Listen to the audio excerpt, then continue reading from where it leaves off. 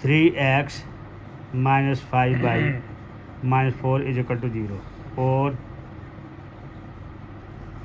9x is equal to 2y plus 7।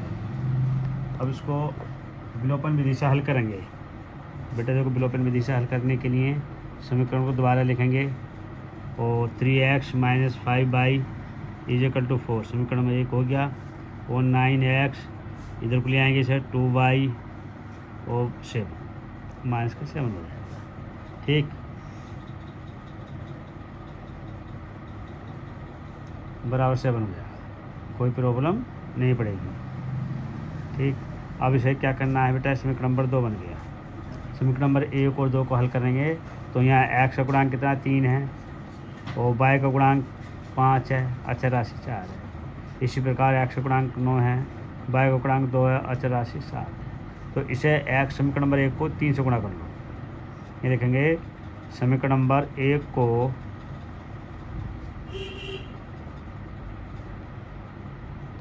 3 से गुणा करने पर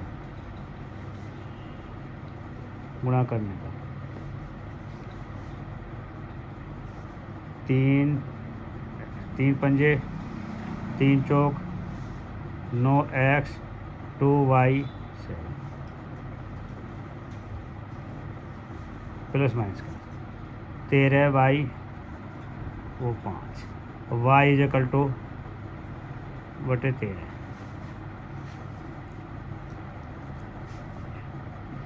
अब y का मान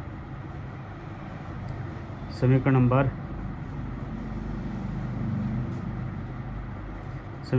1 में रखने पर 1 में रखने पर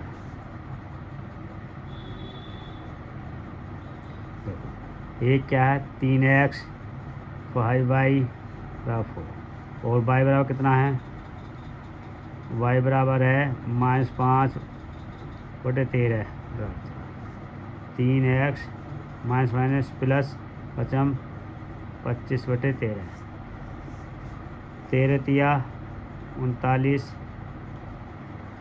और 13 चौका 52 39x बराबर 52 माइनस 25 3x बराबर घटा भाई 12 में से 5 गया 7 बचे 4 में से 2 गया 2 तो x बराबर आपका बचेगा 27 बटे 39। इसे काट सकते हैं 3 से, 3 नाम 27 3 का 3 3 3 9 x बराबर 9 बटे 13। यह आपका x का मान आ गया। दोबारा सवाल समझ लीजिए, विलोपन विधि से हल करना है।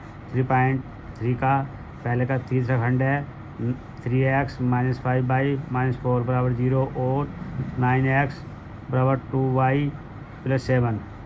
अब इसको समीकरण को दोबारा लिखेंगे 3x माइनस 5y बराबर 4 और दूसरी समीकरण 9x माइनस इधर से इधर को ले आएंगे तो माइनस हो जाएगा और बराबर 7।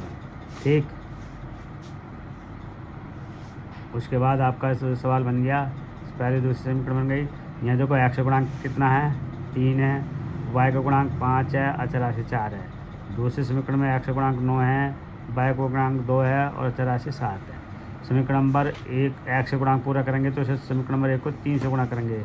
3 से गुणा करेंगे 3 3 9 3 5 15 3 चौक 12। अब ये समीकरण नंबर आपके 3 मान लीजिए इसे और इसे 2 रहेंगे, उनको हल कर लें। तो ये समान चिन्ह है, यहाँ प्लस है यहाँ प्लस है, समान चिन्ह है और गुणांक बराबर है। समान चिन्ह काय पाते हैं घटाने पर, यहाँ लिख दो घटाने पर चिन्ह बदल जाते हैं, जो प्लस होता है वो माइनस का प्लस बन जाता है। ठीक, अब देखो 9 से 9 कट गया, -15 में से प्लस के 2 जाएंगे तो 13 बचेंगे और 12 में से 7 जाएंगे तो 5 बचेंगे।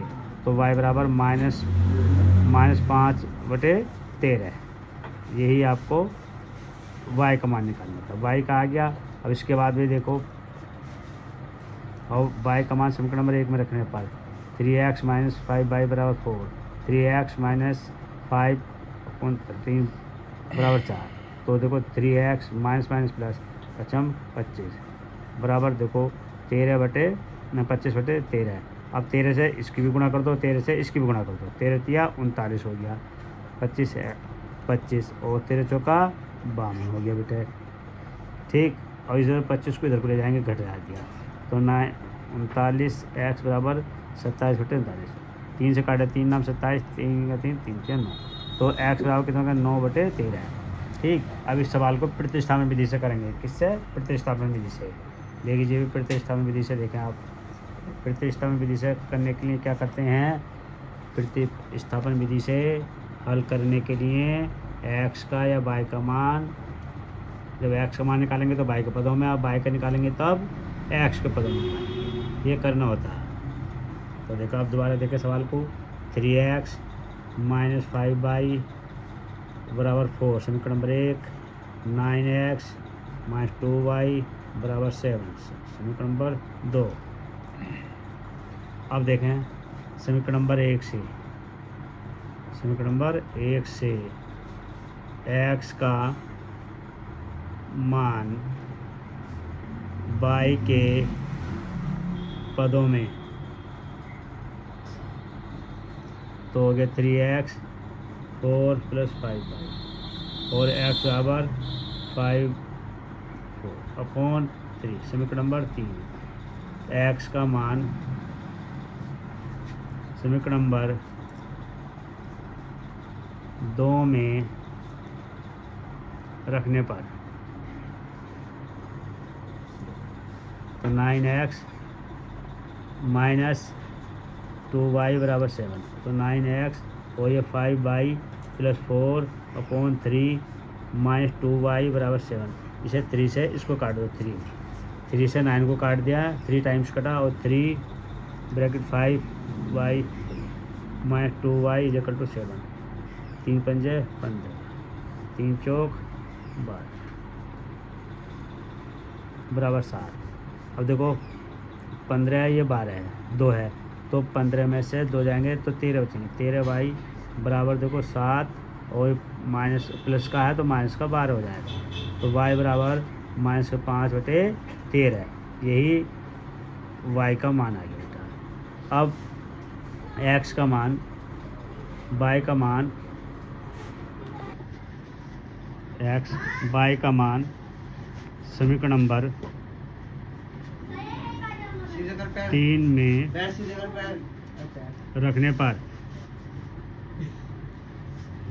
x = 5 y + 4/3, तो 5 गुणा -5/13 + 4/3 पचम 25 प्लस 4 गुणा 13/3 गुणा 13 हो जाएगा बेटे, इससे इसकी गुणा हो गई, और -25, 13 चौका 52/13 39, तो बजे बचेंगे बेटे 27/39। 3 से काट दो, 3 नाम 27 थे, तो x = 9/13, ये x का मान हो गया। देखिए, ये एक सवाल ही दोनों विधि से पूछा था, प्रतिस्थापन विधि से और विलोपन विधि से, दोनों के मान सेम आए। y का मान -5/13 और x का मान 9/13, और इसमें भी 9/13, इसलिए इस सवाल को दोनों तरीके से करना है आपको। और अगली वीडियो के लिए चैनल को सब्सक्राइब और वीडियो को लाइक करना। Thank you.